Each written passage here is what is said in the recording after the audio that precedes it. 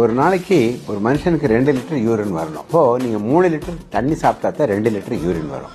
Urine சரியா வரலன்னா dehydration சொல்லுவாங்க. உடம்புல நீர் சத்து குறைஞ்சு போச்சு, மயக்கம் வரும். யூரின் போனா எரிச்சல் வருதுன்னு வைங்க, யூரினல் ட்ராக்ட் இன்ஃபெக்ஷன். யூரினே போகல நின்று போச்சுன்னு வச்சுக்கோங்க, retention of urine. So urine போயிட்டே இருக்கணும், மோஷனும் போகணும், பசியும் ஆகணும், வாமிட் வரக்கூடாது, சாப்பிட்ட ஆகாரம் ஜீரணம் ஆகணும். அப்பதான் உங்க ஜீரண நலத்துறை நல்லா இருக்குன்னு அர்த்தம். இப்போ நார்மலா நமக்கு படுத்தா 8 மணிக்கு 9 மணிக்கு படுத்தா தூக்கம் வரணும், கைகால் வலிக்கப்படாது.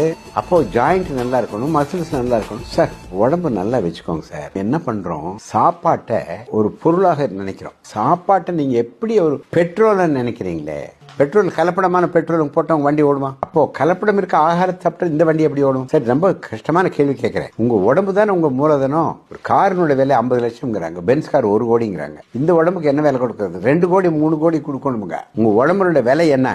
ஹார்ட் மாத்தி வைக்கணும்னா 50 லட்சம், கிட்னி மாத்தி வைக்கணும்னா 50 லட்சம், அப்புறம் எல்லாத்துக்கும் 50 லட்சம் ஆச்சு. அப்ப 50 லட்சம் போட்டு 2 லட்சம் கோடி ஆயிப்போம். 2 கோடி தாண்டி போகும் போலே. சார் உங்க உடம்பை பத்தி உங்களுக்கு அக்கறை இல்லை சார். நீ ஏதோ உடம்புன்னா சும்மா சாப்பிட்டோம் போனோம் வீட்டுக்கு போனோம் அப்படி கிடையாது. இது கடவுள் கொடுத்த அற்புதமான ஒரு வாகனம். அதனால முன்மாதிரி, அது பேர் ரோல் மாடல். வீட்டில் இருக்க அப்பாவே போய் வெளியில் கடையில் சாப்பிட்டு இருந்தாங்கன்னா பையன் என்ன பண்ணுவான்? அப்பா சிகரெட் பிடிக்கிறாரு, பையன் என்ன பண்ணுவான்? சின்ன பென்சில் வச்சு ஊதுவான்.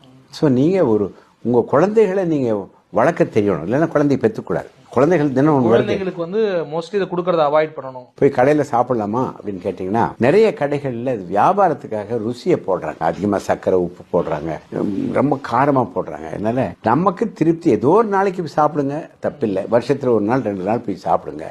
ஒவ்வொரு தடவையும் நாம கஷ்டப்பட்டு பாடம் கத்துக்கிறத விட யாரோ சொல்லிக் கொடுக்குற பாடத்தை பண்ணணும். ஆஸ்பத்திரிக்கு வர வேண்டாம்னு சொல்றேன் நான்.